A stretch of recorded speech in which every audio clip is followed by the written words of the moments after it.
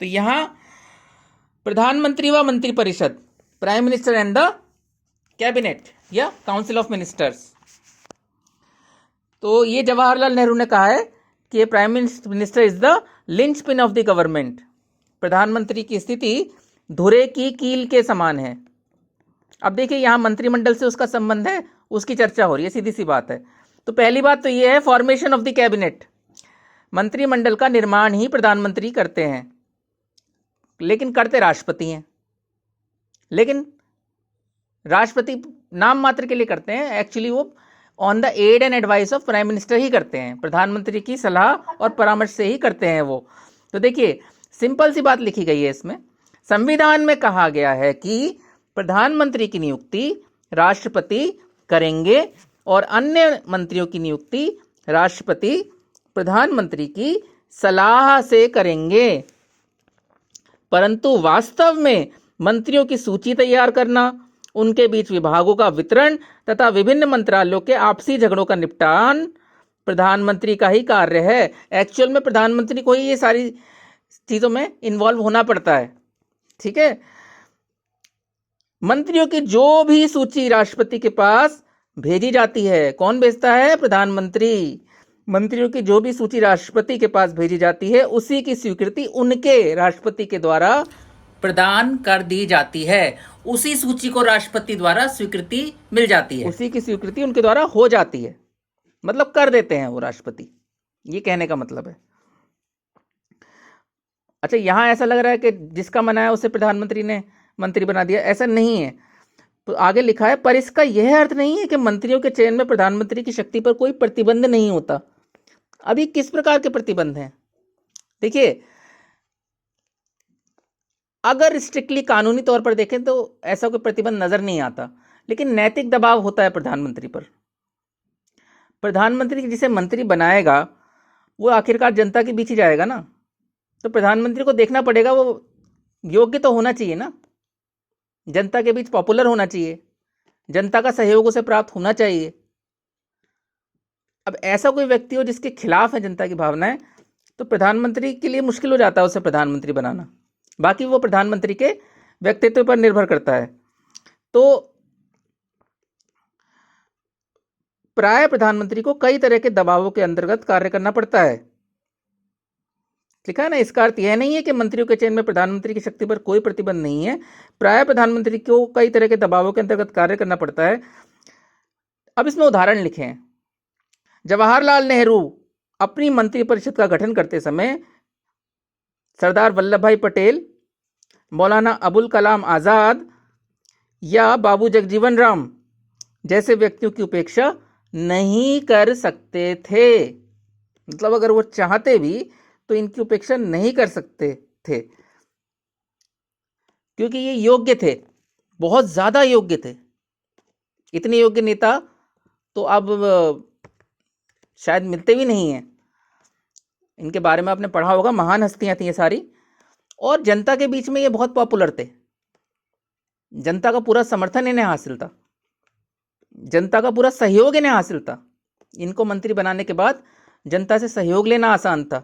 कोई काम करना है, जनता का समर्थन हासिल करना है, कोई नीति बनानी है, जनता विरोध नहीं करेगी, कोई आंदोलन नहीं करेगी, ये सब चीजें प्रधानमंत्री को देखनी होती हैं।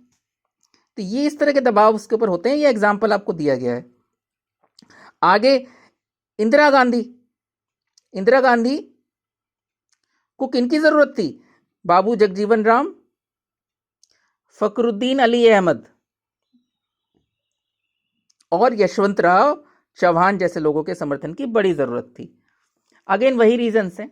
और इंदिरा गांधी को तो ज्यादा जरूरत थी। मैं आपको बताऊं, इंदिरा गांधी जब पहली बार प्रधानमंत्री बनी तो वो राज्यसभा की सदस्य थी, लोकसभा में वो खुद थी नहीं, अनुभव उनको था नहीं, एक्सपीरियंस उनको था नहीं। बहुत से लोग तो ये भी कहते हैं कि क्योंकि वो प्रधानमंत्री की बेटी थी इसलिए उनको प्रधानमंत्री बना दिया। बहुत से लोग कहते हैं जब वो पहली बार प्रधानमंत्री बनी तो उनमें योग्यता नहीं थी। अब ये सब लोगों ने विचार रखे हैं, लेकिन इसमें क्या है कि उन्हें जरूरत थी। ये बात तो सच है कि उनको एक्सपीरियंस नहीं था इन चीजों का, तो उनको गाइडेंस के लिए जरूरत थी।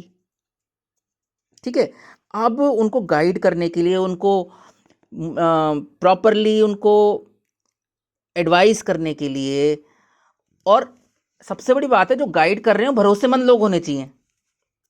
ठीक है, भरोसे के लोग चाहिए थे, अनुभवी लोग चाहिए थे। तो ये लोग ऐसे थे जिन पर भरोसा भी किया जा सकता था, जिनके भरोसा एक तो उनके ज्ञान पर, एक उनकी नीयत पर भरोसा किया जा सकता था कि ये लोग धोखा नहीं देंगे, सही एडवाइस देंगे और सरकार चलाने देंगे, मुझे सही से तरह सरकार चलाने में पूरी मदद करेंगे, प्रधानमंत्री मैं ही कहलाऊंगी। ऐसे ही 1989 में गठित राष्ट्रीय मोर्चा सरकार वास्तव में एक अल्पमत सरकार थी। ये गठबंधन का नाम है राष्ट्रीय मोर्चा सरकार। कह रहे एक्चुअली वो एक माइनॉरिटी गवर्नमेंट थी, मतलब उसने किसी तरह जोड़ तोड़ करके मेजॉरिटी हासिल कर ली थी, पर एक्चुअल में वो मेजॉरिटी बहुत ही कच्ची थी। It was very weak majority, ये कहना चाह रहा है यहां पर। तो क्योंकि ऐसा था, मेजॉरिटी वीक थी, आप समझिए, और गठबंधन की सरकार है, तो प्रधानमंत्री को और ज्यादा सोचना पड़ेगा कि किसे मंत्री बनाऊं किसे नहीं बनाऊं। अब उसमें जब गठबंधन सरकार होती है तो सिंपल सी बात है, प्रधानमंत्री को ज्यादा सोचना पड़ता है। अब आप बताइए ऐसा क्यों? देखिए, जब गठबंधन नहीं होता तो उसकी अपनी पार्टी होती है सिर्फ, तो उसको कम सोचना पड़ता है। गठबंधन में वो 10 पार्टियां, 20 पार्टियां, 15 पार्टियां हैं, उसे ये सोचना पड़ेगा कि सारे मंत्री मैं अपनी पार्टी के तो बना नहीं सकता, तो मुझे दूसरी पार्टी के लोगों को भी मिनिस्टर बनाना है, वहां से मैं कौन से काबिल लोगों को चुनूं। दूसरी पार्टियां दबाव डालती हैं, इसको बनाओ उसको बनाओ। अब जनता में उनकी क्या छवि है, जनता को कितना सहयोग प्राप्त है, ये सारी सिरदर्दी फिर प्रधानमंत्री की बढ़ जाती है जब गठबंधन की सरकार होती है। तो साफ साफ लिखा हुआ है, मंत्रिमंडल के गठन के समय विश्वनाथ प्रताप सिंह के समक्ष कई जटिल समस्याएं थीं। और क्या हुआ, यहां तक कि चौधरी देवीलाल को उन्होंने उप प्रधानमंत्री पद की शपथ भी दिलवा दी, और उसी टाइम दिलवाई गई जब विश्वनाथ प्रताप सिंह ने प्रधानमंत्री पद की शपथ ली। विश्वनाथ प्रताप सिंह को वीपी सिंह भी कहा जाता है, और खाली वीपी के नाम से भी बोला जाता है, वीपी बोलो तो समझ जाइएगा। तो जब वीपी ने प्राइम मिनिस्टर की ओथ ली, इमीडिएटली उनको दिलानी पड़ी चौधरी देवीलाल को उप प्रधानमंत्री पद की शपथ। ठीक है, साफ लिखा है, सभी प्रधानमंत्रियों को क्षेत्रीय संतुलन के साथ जातिगत समीकरण भी देखना पड़ता है। गठबंधन सरकार का नेतृत्व करने वाले प्रधानमंत्री की तो और ज्यादा मजबूरियां होती हैं। देखिए, जाति कास्ट फैक्टर, अब वो आ जाता है आगे, वो भी देखना पड़ता है कि कास्ट वालों, इस कास्ट वाले लोग नाराज ना हो जाएं, उस कास्ट वाले लोग नाराज ना हो जाएं, तो ये जो मिनिस्टर है वो इस कास्ट का होना चाहिए, उस कास्ट का होना चाहिए। ये कास्ट फैक्टर मैंने आपको बताया पॉलिटिक्स में बहुत है। फिर क्षेत्रीय संतुलन, रीजनल बैलेंस भी मेंटेन करना होता है कि जो मिनिस्टर हैं वो पूरे देश को रिप्रेजेंट कर रहे हैं या नहीं, एक्चुअली वो मिनिस्टर रहने वाला कहाँ का है, ओरिजिनली किस राज्य के लोग उसे ज्यादा पसंद करते हैं। अब पता चला ज्यादातर मिनिस्टर महाराष्ट्र के रहने वाले हैं, तो बाकी राज्यों के लोग नाराज हो जाएंगे, ये भी देखना पड़ता है। आप समझिए इस चीज को। तो ये, और अगर गठबंधन की सरकार है तो प्रधानमंत्री की मुश्किलें और मजबूरियां और बढ़ जाती हैं। ठीक है, सेकंड पॉइंट आपका आता है मंत्रियों का हटाया जाना। अब ये तो अपॉइंटमेंट का था, अब बात आ गई रिमूवल की कि भाई मंत्रियों को हटाया कैसे जाएगा। तो रिमूवल और मिनिस्टर, उसमें भी प्रधानमंत्री का ही रोल होता है, हालांकि हटाता राष्ट्रपति है, ये भी ध्यान रखें, लेकिन प्रधानमंत्री के कहने से। वैसे प्रैक्टिकली क्या होता है मैं आपको बताऊं, व्यवहार में एक्चुअली में होता है क्या है, जब प्राइम मिनिस्टर को कोई मंत्री की बात पसंद ना हो, उसकी नीतियां पसंद ना हो, या प्राइम मिनिस्टर को लगे कि ये मंत्री अब योग्य नहीं है, ये नहीं चला सकता, या ये जनता के बीच इसका समर्थन नहीं है, तो वो खुद ही उनसे बात कर लेता है मंत्री से, चुपके से, कॉन्फिडेंशियली, और बाद में वो मिनिस्टर अपना रेजिग्नेशन प्रेसिडेंट को दे आते हैं। तो इस तरह से उनकी भी जो डिग्निटी है वो मेंटेन रहती है मिनिस्टर की, ठीक है ना, और एक डेकोरम बना रहता है। क्योंकि बर्खास्त करने की खबर जो है वो नेगेटिव न्यूज़ फैलाती है प्रधानमंत्री के बारे में और सरकार के बारे में, अगर डिसमिस करना पड़े प्रेसिडेंट को किसी मिनिस्टर को, इस बात को आप लोग समझ सकते हैं, ठीक है। जैसे कि नौकरी होती है, नौकरी से अगर डिसमिस करा जाए वो बहुत बड़ा गलत हो जाता है, और आदमी खुद रिजाइन कर दे तो उसको लोग कहते हैं हाँ रिजाइन कर दिया इसने, वही वाली बात है। तो सिंपल से लिखा है, यदि कोई मंत्री अयोग्य सिद्ध हो अथवा वह प्रधानमंत्री की नीतियों से सहमत ना हो तो उसे निश्चय ही मंत्री पद से हाथ धोना पड़ेगा। प्रधानमंत्री किसी भी मंत्री को त्याग पत्र देने पर विवश कर सकते हैं, और यदि वह त्याग पत्र न दे,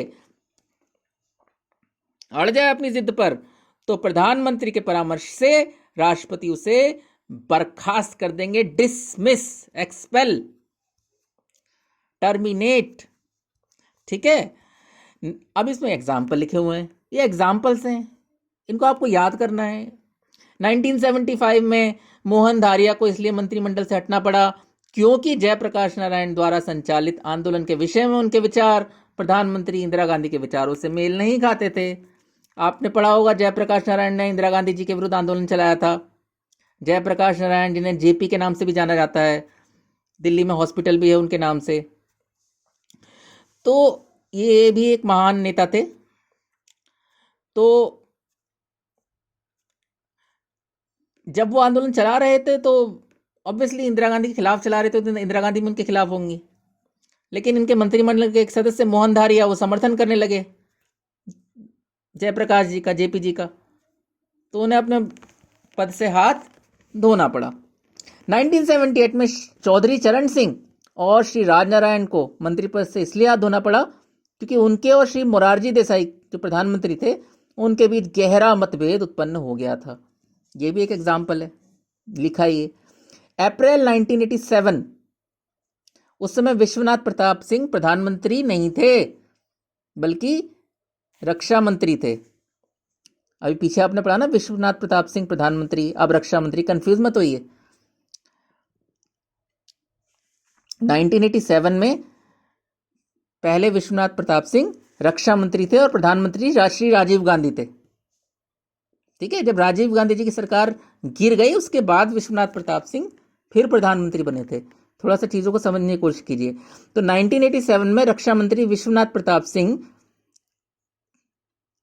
को जो प्राइम मिनिस्टर राजीव गांधी थे उनके कैबिनेट से रिजाइन करना पड़ा क्योंकि वो प्रधानमंत्री उनकी कार्यशैली से खुश नहीं थे। अब नहीं थे भाई खुश प्रधानमंत्री उनकी कार्यशैली से। अब उसकी डिटेल में आपको जानने की क्या जरूरत है कि क्यों खुश नहीं थे, कैसे नहीं थे।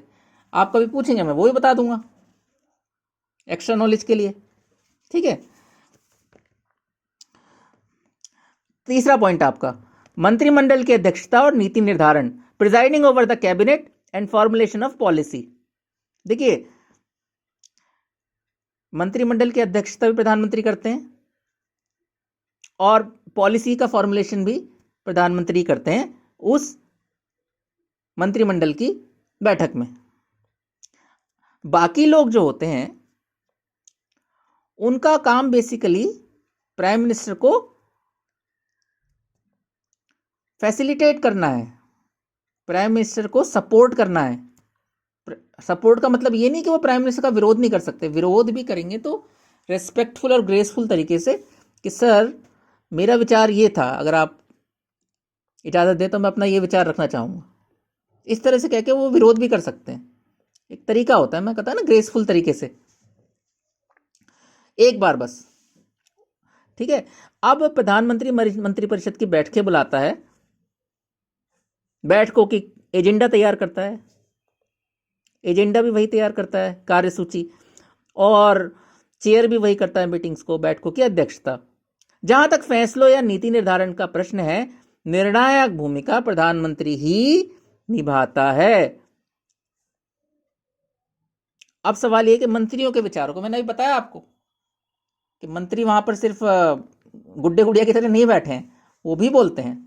अब वो कितना बोलेंगे, क्या बोलेंगे, कितनी बार बोलेंगे,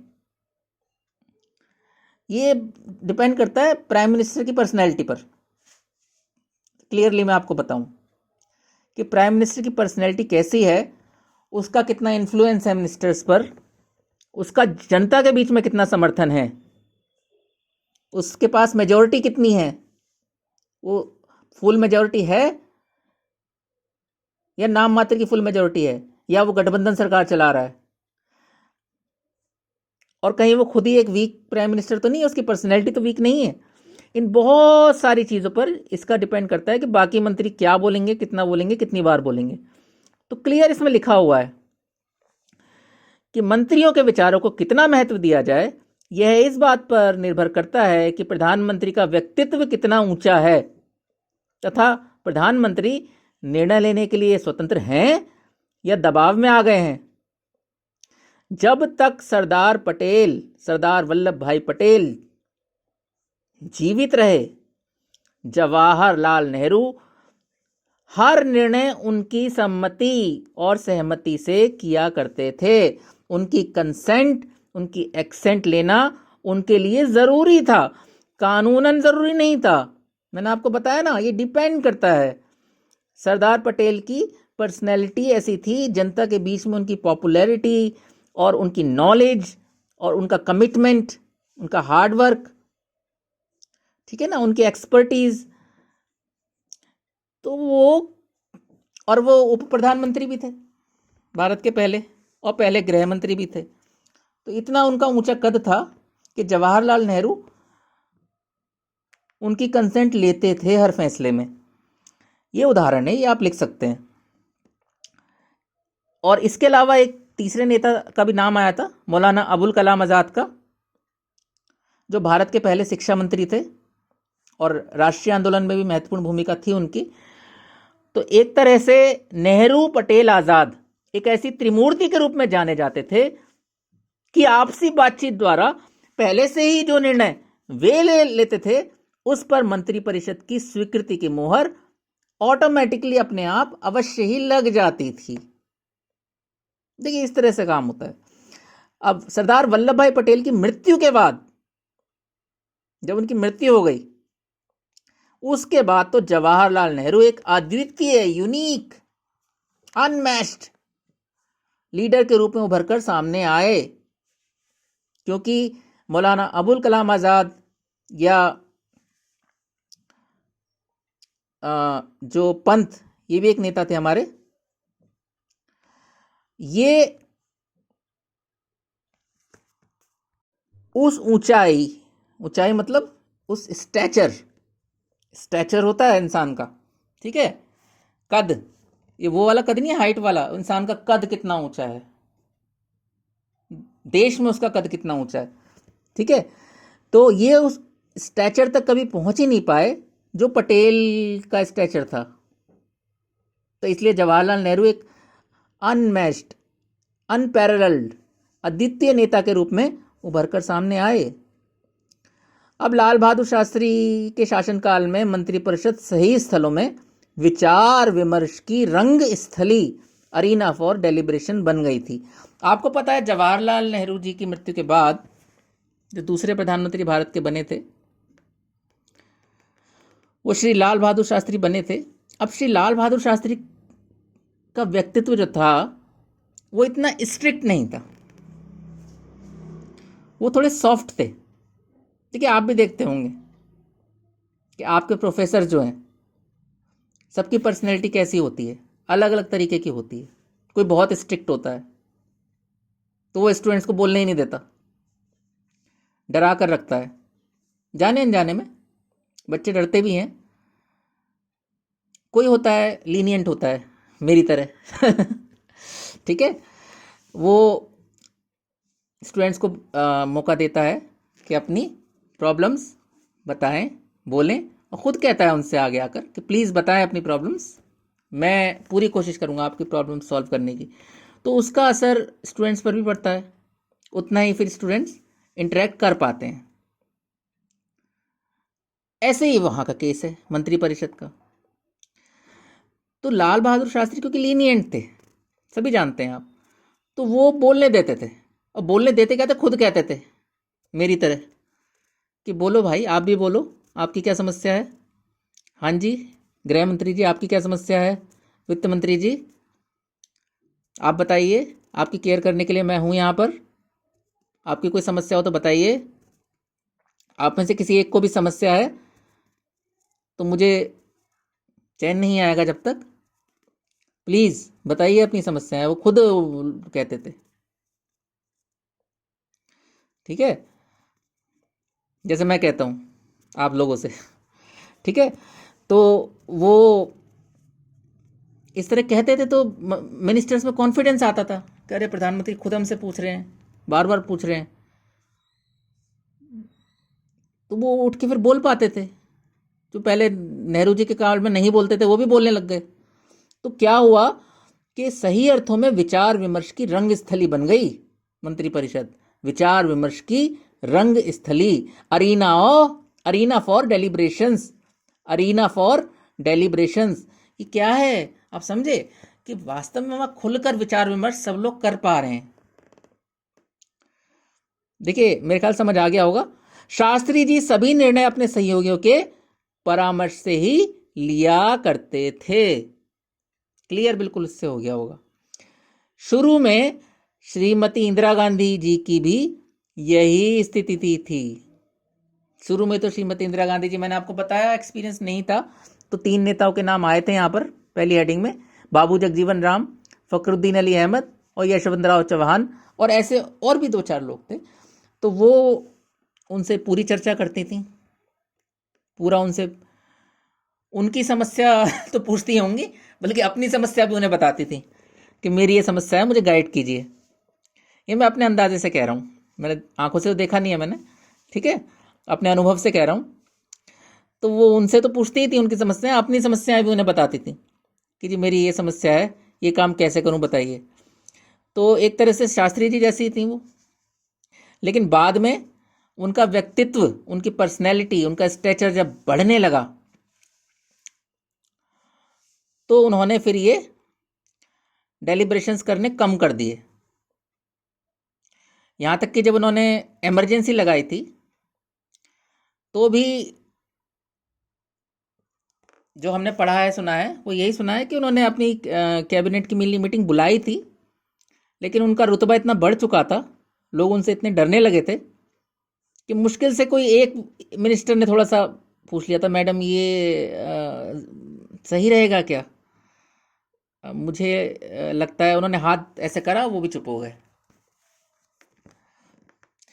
तो मैंने आपको बताया प्राइम मिनिस्टर की पर्सनैलिटी, उसकी पॉपुलैरिटी, उसका स्टेचर, कितना फ्री है वो, कितना प्रेशर में आ जाता है, ये सारी चीज़ें डिपेंड करती हैं कि मंत्रिमंडल में दूसरे मंत्रियों की क्या इन्फ्लुएंस रहेगा और प्राइम मिनिस्टर का कितना दबदबा रहेगा। तो इसमें साफ साफ लिखा है, शुरू में श्रीमती इंदिरा गांधी की भी यही स्थिति थी, पर 1969 में कांग्रेस का विभाजन और उसके बाद बैंक राष्ट्रीयकरण तथा बांग्लादेश युद्ध में भारत की विजय ने प्रधानमंत्री श्रीमती इंदिरा गांधी की स्थिति में 4 चांद लगा दिए। प्रधानमंत्री अटल बिहारी वाजपेयी को अपने बेजोड़ व्यक्तित्व के बावजूद विभिन्न दलों के बीच तालमेल बनाए रखने के लिए अपनी पूरी शक्ति लगानी पड़ी। मनमोहन सिंह विलक्षण बुद्धि के धनी थे और अहंकार से परे थे, परंतु सरकारी उपक्रमों के निजीकरण यानी प्राइवेटाइजेशन, विदेशी निवेश, फॉरेन डायरेक्ट इन्वेस्टमेंट एफडीआई जिसे हम कहते हैं, और इतिहास से खिलवाड़ जैसे मामलों में सरकार को यानी मनमोहन सिंह को वामपंथियों लेफ्टिस्ट्स के दुराग्रहों से जूझना पड़ा। मतलब कुल मिलाकर ये है, जब वो ये काम करते थे तो लेफ्टिस्ट उनका विरोध करते थे। लेफ्टिस्टों ने 2004 में बाहर से समर्थन दिया था उनकी सरकार को, आपको पता है। तो वो जब कुछ कहते थे इन्हें सुनना पड़ता था। कैबिनेट की मीटिंग में भी उनके मंत्री होते थे, होते होंगे। वैसे बाहर से समर्थन वाली सर जो देते हैं उनके मंत्री बनते नहीं हैं, ठीक है, लेकिन कुल मिलाकर वो दबाव डालते थे। अब 2009 में मनमोहन सिंह सरकार ने अच्छी जीत हासिल की। ये मैं आपको बता चुका हूं कैसे। सरकार को अब वामपंथियों, ना तो वामपंथियों की ना ही समाजवादी पार्टी की बैसाखी की जरूरत पड़ी। अब कोई जरूरत नहीं थी उन्हें इस बैसाखी की। एक तरह से बैसाखी की तरह 2004 से 9 तक उन्होंने काम किया वामपंथी पार्टियों की को बैसाखी की तरह लगाकर। लेकिन अब 2009 में उन्हें ना तो वामपंथियों की बैसाखी की जरूरत पड़ी, ना समाजवादी पार्टी की बैसाखी की जरूरत पड़ी। अगला पॉइंट आता है, देखिए ये 3 पॉइंट ज़्यादा इंपॉर्टेंट थे आपके और ये तीनों मैं करा चुका हूँ, ठीक है। चौथा पॉइंट मैं बहुत शॉर्ट में कराऊंगा, ठीक है। प्रधानमंत्री के विशेष दायित्व। अब ये प्रधानमंत्री के विशेष दायित्व क्या होते हैं? Prime ministers special responsibilities. शासन के कुछ विभागों पर प्रधानमंत्री की विशेष निगाह रहती है। यह सभी जानते हैं कि गुट निरपेक्षता की नीति के मुख्य प्रवर्तक जवाहरलाल नेहरू थे। ये गुट निरपेक्षता, नॉन अलाइनमेंट मूवमेंट, जिसे नैम भी कहते हैं, ठीक है, ये बेसिकली नेहरू जी का ही आइडिया था और 3-4 देशों के और कुछ लीडर्स थे। यह आपका इंटरनेशनल पॉलिटिक्स में डिटेल में आएगा, इंटरनेशनल रिलेशंस में, अंतर्राष्ट्रीय राजनीति बेसिक इसमें लिखा है। इसी प्रकार वित्त के क्षेत्र में भी प्रधानमंत्री की विशेष रुचि रहती है। फाइनेंस के फील्ड में भाई हर प्राइम मिनिस्टर की स्पेशल इंटरेस्ट रहता है। फाइनेंस से ही तो सब कुछ चलता है, आप समझ रहे हैं मेरी बात को। और कई बार तो क्या करते हैं प्राइम मिनिस्टर कि एक प्राइम मिनिस्टर तो होते ही हैं वो, और दूसरे जो मंत्रालय होते हैं वो भी अपने अंडर में ही ले लेते हैं, किसी और को मिनिस्टर बनाते ही नहीं। ऐसा कई बार हुआ है। अभी योजना आयोग की बात अगर हम करें, जो अब नीति आयोग बन गया है, तो योजना आयोग तो कभी किसी प्रधानमंत्री ने किसी को दिया ही नहीं, किसी मिनिस्टर को। आज तक कोई प्रधानमंत्री ऐसा हुआ ही नहीं जिसने योजना आयोग किसी और मंत्री को दिया हुआ। हर प्रधानमंत्री ने स्वतंत्रता के बाद योजना आयोग का अध्यक्ष खुद को ही बनाए रखा, और ऐसी परंपरा बन गई कि योजना आयोग के अध्यक्ष तो प्रधानमंत्री होंगे, पदेन अध्यक्ष होंगे, एक्स ऑफिशियो चीफ होंगे प्लानिंग कमीशन के, जिसे अब नीति आयोग कहा जाता है। तो यही इसमें लिखा है। आर्थिक नीतियों के मामले में नरसिम्हा राव ने लीक से हटकर निर्णय लिए।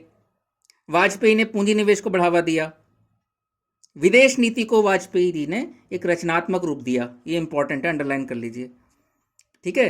वो मनमोहन सिंह को जैसे आप कहते हैं ना कि इकोनॉमिक मैटर्स के एक्सपर्ट हैं वो, इसी तरह से जो अटल बिहारी वाजपेयी थे फॉरेन मैटर्स के एक्सपर्ट थे। पाकिस्तान से दोस्ती का हाथ बढ़ाया। इजराइल के साथ वाजपेयी जी ने पूर्ण राजनीतिक संबंध स्थापित किए।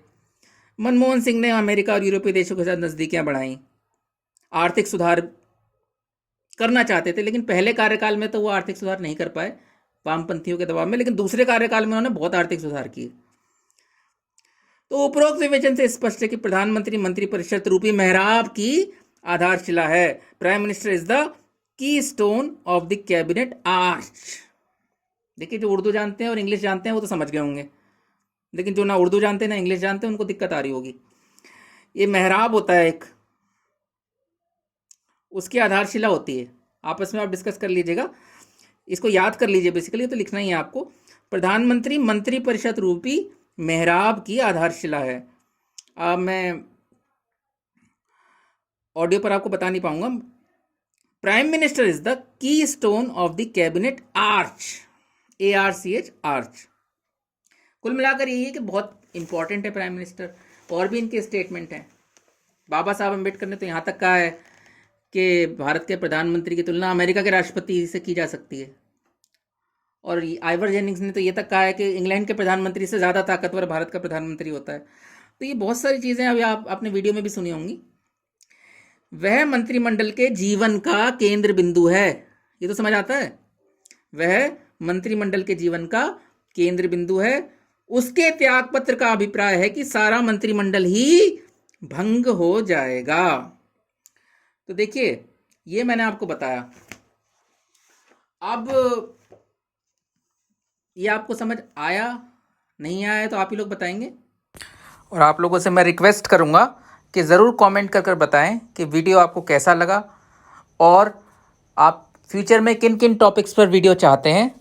जिस तरह से मेरे पास रिक्वेस्ट आएगी, जितनी ज़्यादा रिक्वेस्ट आएगी उसी अकॉर्डिंग मैं और वीडियोस बनाऊंगा।